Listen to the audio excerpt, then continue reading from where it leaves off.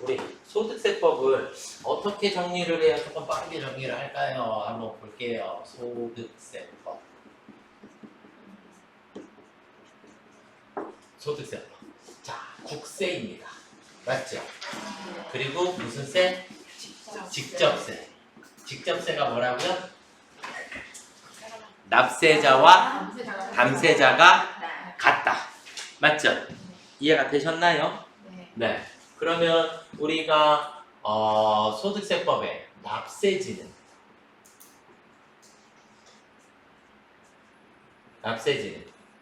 거주자의 주소지 관할세무서에다가 납부를 하게 됩니다. 네. 맞죠? 부가세법은 사업장의 주소지. 맞죠? 사업장의 주소지 관할세무서에다가 납부를 하도록 되어 있고요. 이해가 되셨나요? 네. 그 다음에 우리는 응능과세라 그래서 부양가족에 따르는 공제라는 것을 받는다 그랬어요. 그쵸? 네. 맞나요? 그러면 이제 우리는 필요한 게 종합소득이다라고 하는 게 있더라. 맞죠? 그리고 분류과세라고 하는 게 있더라. 그래서 종합소득에는 년, 이, 배, 사가 있더라. 그쵸? 이해가 되시죠? 이 순서는 뭐라고요? 맞아요. 사업소득에서 뭐가 생길 수 있더라? 결손금이라는 게 생길 수 있는데 그 결손금을 공제하는 순서다. 이해가 되시죠? 그런데 사업소득도 부동산 임대사업에서 발생한 결손금은 다음 해 부동산 임대사업에서만 공제받을 수 있더라. 무슨 말인지 이해가 되셨죠? 그렇게 보시면 되겠죠. 분류과세에 우리는 뭐가 있더라? 퇴직소득과 양도소득. 다시 바꾸면 분류과세라는 얘기는 종합소득에 절대 합산하면 된다, 안 된다? 합산하지 아니한다. 이렇게 보시면 되겠죠, 그렇죠? 맞나요? 그 다음에 우리 소득세는 개인 단위 과세인가요? 소득세는 무조건 개인 단위 과세이고 가족 간의 합산도 안 돼요. 아시겠죠? 무조건. 왜냐면 뭐를 적용하니까? 누진세율이라는 걸 적용을 하기 때문에. 그럼 가족 간에 합산을 해버리면 세율 구간이 너무 높아져 버리겠죠. 그렇죠? 이런 상황이 생긴다. 그래서 누진세율이라고 하는 게 있고 그 다음에 공제라고 하는 것도 우리가 적용을 받게 된다. 공제, 그냥 공제 말고 인적 공제.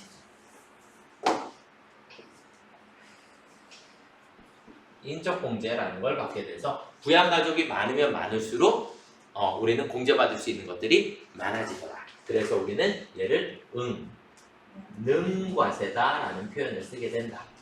능력에 응하는 것만큼만 세금을 낼 거다. 가족이 많으면 세금 낼 능력이 적은 거잖아요. 그죠? 그럼 세금을 덜 내게 된다. 이해가 되시죠? 네.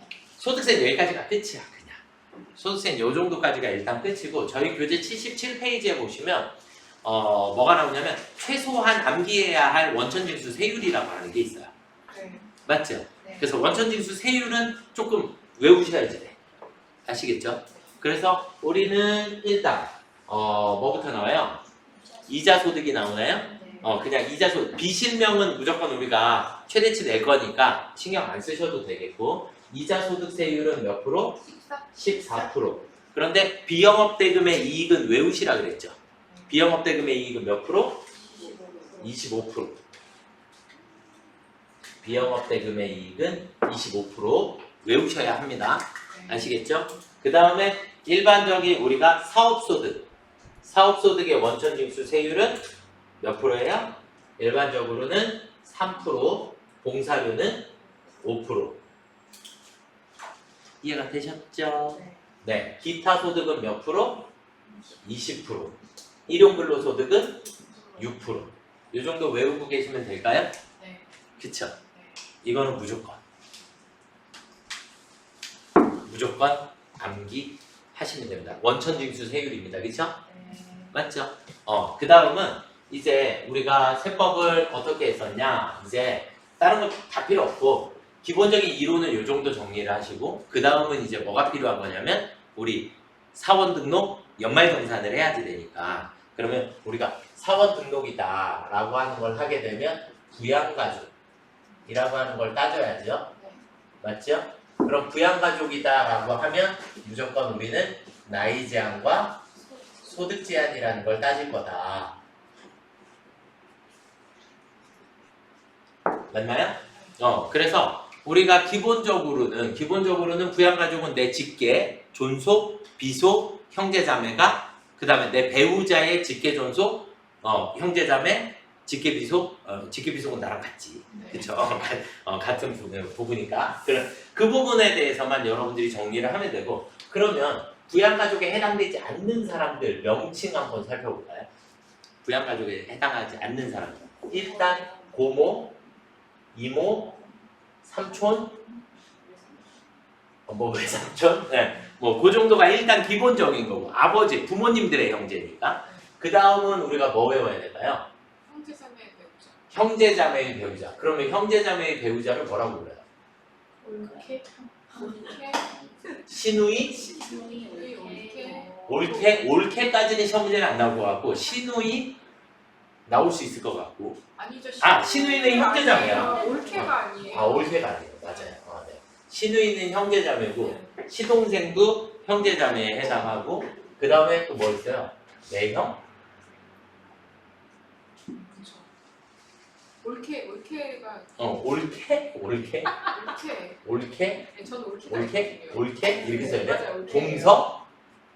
그렇죠. 네. 동서? 도련님. 도련님은 형제자매예요. 네. 도련님은 형제자매예요.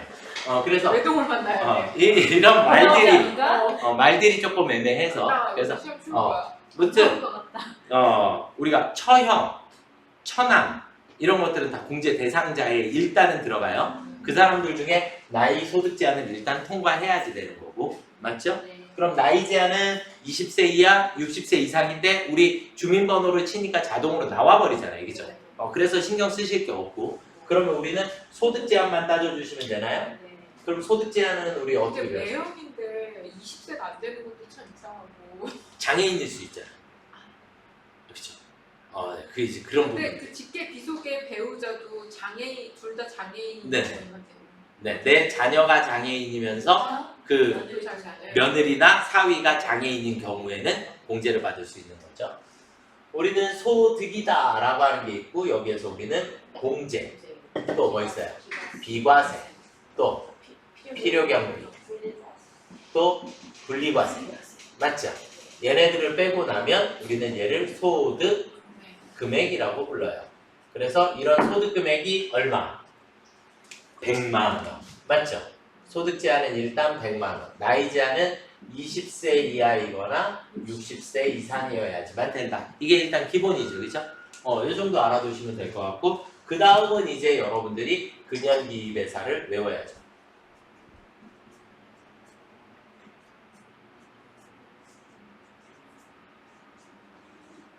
그쵸? 그래서 근로소득은 일단 뭐가 있더라?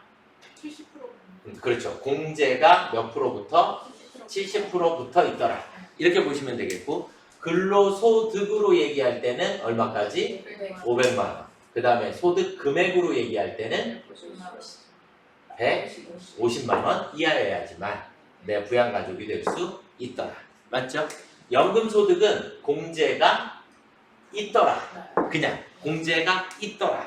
이렇게 되면 되는 거고, 우리는 공적연금과 사적연금으로 나누어지는데, 공적연금은 516만 원 이하여야 하고, 사적연금은 1,500만 원 이하여야 되고, 그래서 이 사적연금이 올해 이제 세법 바뀐 부분이에요. 1,200이었다가 사적연금 소득이 1,500, 선택적 분리과세가 가능한 거죠. 맞나요? 선택적 분리과세가 가능한 거고, 기타 소득에서는 우리가 뭐라고 하면 돼요? 기타 소득은 필요경비라는 게 있고 60%, 그쵸? 60%, 80% 뭐 이렇게 있기는 한데 기본적으로 우리가 60%다 라고 보시면 되겠고, 상금, 경연대회 이런 건 80%를 인정을 받는다. 그리고 기타 소득금액 얼마까지? 300만 원 이하이면 소득 금액을 기준으로 해요, 얘도. 그렇죠? 소득 금액을 기준으로 해서 300만 원 이하이면 얘도 뭐가 가능하다? 선택적 분리과세가 가능하다. 맞죠? 이자와 배당 소득은 얼마까지? 2천만 원 이하이면 분리과세 소득이고 사업소득은 필요경비를 인정을 하게 되고 퇴직소득, 양도소득 모두 다 소득금액 100만 원 이하여야 한다. 이렇게가 정리가 되는 거죠. 네. 맞죠? 그럼 이제 여기서 이제 우리가 추가적으로 알아두셔야 될 건 근로소득 중에서는 일용근로소득에 해당하는 거 분리과세다. 맞죠? 기타 소득에서 외우셔야지 될 거 복권 당첨금 분리과세다. 이해가 되셨죠? 그리고 2천만 원 이하 분리과세다. 요 정도 이해하시면 될 것 같고 여기를 통과한 사람들이 기본공제 대상자가 되는 거죠. 여기까지를 모두 통과한 사람들이 기본공제 대상자가 돼요. 기본공제 대상자가 되고 이 사람들 중에 이제 우리는 무슨 공제? 추가공제라고 하는 거 옆에 오른쪽에 있는 거 체크를 해주셔야죠. 네. 그렇죠? 그래서 여기에서 70세 이상 경로자 그리고 장애인 맞나요? 그 다음에 이제 우리가 부녀자하고 한부모하고 두 개가 동시에 될 수는 없고 한부모가 더 우선순위는 있는 거고 네. 그쵸? 부녀자는 여성이어야 하는 거고 이해가 되셨을까요? 3천만 원 이하 그쵸? 그리고 부양가족이 있어야 돼요. 한부모는 자녀가 있어야 되고 이해가 되셨죠? 직계 비속이 있는 그래야 한부모 공제를 받을 수 있는 거고 이게 일단 우리가 추가 공제 이렇게 되고 그 다음은 우리가 해야 할 게 이제 연말정산인가요? 네. 연말정산. 연말정산에는 첫 번째 우리 뭐 있어요? 보험료 공제가 있어요. 그쵸? 보험료 공제가 있는데 보험료는 보험료만 뭐가 있어요? 나이 제한이 있어요. 그쵸? 소득 제한도 있고 그런데 보험료를 제외한 나머지 다 소득 제한들이 있으니까 의료비를 제외한 나머지가 다 그쵸? 그래서 일단 보험료는 뭐가 있더라? 나이 제한이 있더라. 그래서 보험료에서 우리가 안 되는 거 뭐 있어요? 저축성 보험 안 된다. 태아보험 안 된다. 이렇게 했었죠. 그쵸? 그래서 이 정도 알아두시면 되겠고 두 번째는 의료비인가요? 네, 의료비. 의료비만 유일하게 둘 다 없죠. 그쵸? 나이 제한도 없고 소득 제한도 없어요. 그러니까 소득 제한이 없는 건 뭐밖에 없더라? 의료비밖에 없더라. 그러니까 여러분들이 부양가족 등록하면서 이거 맞춰서 우리가 부양가족 등록할 거잖아요. 등록하면서 뭐부터 봐야 돼요? 소득 제한에 걸린 사람을 빨리 체크를 해놔야죠. 그 소득 제한에 걸린 사람은 의료비만 되고 나머지는 다 안 되는 거니까. 이해가 되셨죠? 만약에 와이프가 부라고 해놔도 의료비는 되는 거예요. 네. 네. 이해가 되시죠? 네. 자, 그럼 의료비에서 우리가 또 알아야 될 거. 미용 목적의 성형수술 안 되고, 건강증진 안 되고, 보약 안 되고, 한약은 되고. 맞죠? 치료 목적의 한약은 되는 거고.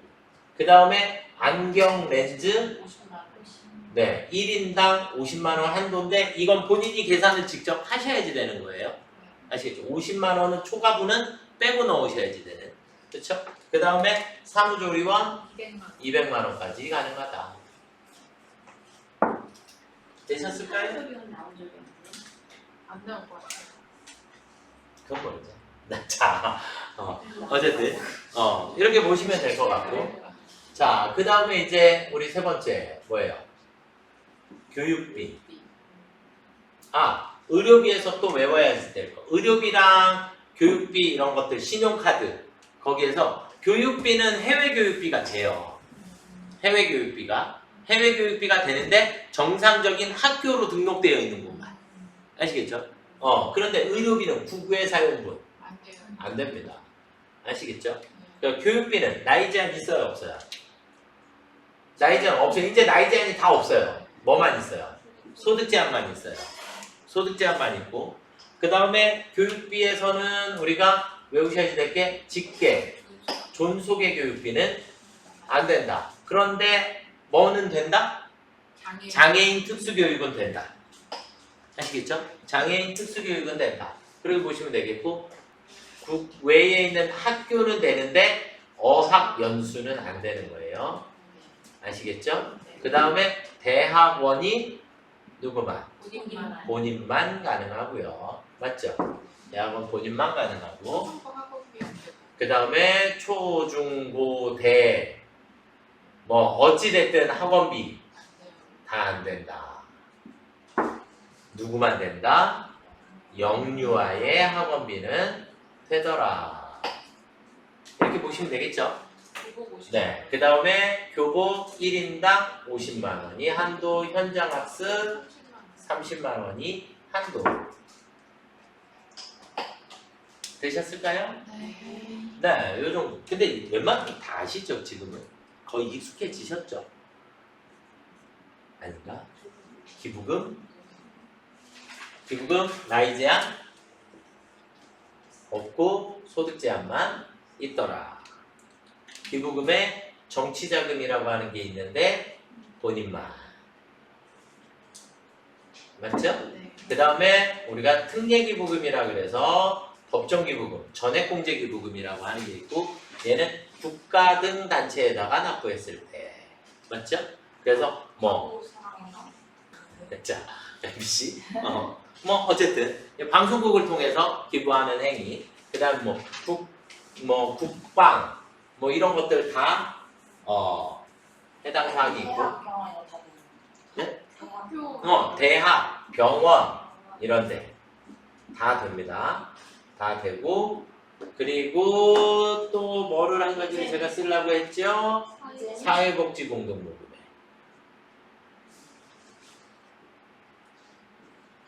사회복지공동모금회 그리고 바보의 나눔. 이렇게 해서 특례기부금인 거고요. 그 다음에 일반기부금이라는 게 있어요. 일반기부금. 그럼 일반기부금은 사단법인 BDD 이런 것들을 다 일반기부금. 근데 일반기부금에서 적십자 외우셔야 될 거예요. 적십자가 원래 특례에 있다가 이 밑으로 내려왔기 때문에. 그 다음에 해외 단체들 있죠. 해외 단체들. 뭐 유니세프 뭐 이런 데들 그런 데들 다 안 된다. 이렇게 보시면 되겠죠? 해외 단체는 안 돼요. 안 되는 게 아니라 다 일반 기부. 일반. 네. 그리고 이제 종교는 다 됩니다. 종교는 종교랑 종교 외로 나눠진 거죠. 일반 기부금이. 그래서 네, 우리 또 고딩들 뭐 시험 문제 선생님 사찰이 뭐예요? 이렇게 나와요. 네. 절 되는 거예요. 교회 뭐 다 됩니다. 아시겠죠? 네. 그 다음에 이제 5번째 신용카드. 신용카드 나이 제한 없어요. 소득 제한만 있어요. 다 나이 제한 없고 소득 제한만 있는 거예요. 그냥 이해가 되셨죠? 그렇게 보시면 되겠고 신용카드는 제가 일단 첫 번째 외우셔야 될 건 형제자매 무조건 안 됩니다. 아시겠죠? 형제자매 무조건 안 되는 거고 그리고 장애인이어도 안 되는 거예요. 네. 국외 사용분 무조건 안 돼요. 그 다음에 개별 소비세 부과되는 비싼 거 안 돼요. 아시겠죠? 중고차는 돼요. 몇 프로? 10%. 이해가 되셨죠? 중고차까지 써도 돼요. 중고차 10%. 그 다음에 학원비 무조건 다 됩니다. 아시겠죠? 학원비 뭐든 애가 나이가 몇 살이 상관없이 무조건 다 학원비 다 되는 거고 그 다음에 관리비 의료비 다 됩니다. 보험료 무조건 안 됩니다. 아시겠죠? 이해가 되셨을까요? 그 다음에 공과금 개념 있는 거 전기, 뭐 아파트 관리비, 뭐 전화, 통신비 뭐 등등등 있겠죠? 이런 것들 다 안 된다. 이해되셨나요? 네. 본인만 공제받을 수 있는 거. 본인만 공제받을 수 있는 거. 대학원, 정치자금, 연금, 주택과 관련된 것. 이해가 되셨을까요? 네. 그 다음에 신용카드 중복공제. 중복공제가 가능한 거. 신용카드 중복공제가 가능한 거. 뭐 있을까요? 일단 의료비 다 됩니다. 그쵸? 그 다음에 영유아 학원비. 그리고 교복구입비. 얘네들은 교복구입비는 학원비, 교육비 공제죠. 그쵸? 교육비 공제인데 교육비 공제도 받을 수 있고 그 다음에 신용카드 공제도 받을 수 있고. 이해가 되셨을까요? 네. 네. 그 다음에 우리가 기부금하고 연금하고는 근무기간하고 상관이 없어요. 아시겠죠? 얘네들은 근무기간하고 상관이 없고 나머지는 다 근무기간 중에 지출한 금액에 대해서만 공제를 받을 수 있습니다. 이해가 되셨을까요? 네. 이 정도 하시면 소득세의 웬만한 설명들을 또 거의 다 드렸습니다. 그렇죠. 뭐 그 외에 뭐 좀 깊숙이 나오거나 그러면 버릴까요? 네. 네, 그러셔도 돼요.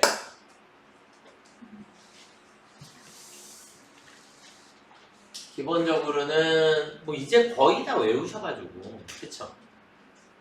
맞죠? 그래서 기본적으로 외우실 거 이렇게 두 개는 다 외우시고 여러분들이 문제 풀어주시면 될 것 같으니까 그래 보시면 될 것 같아요.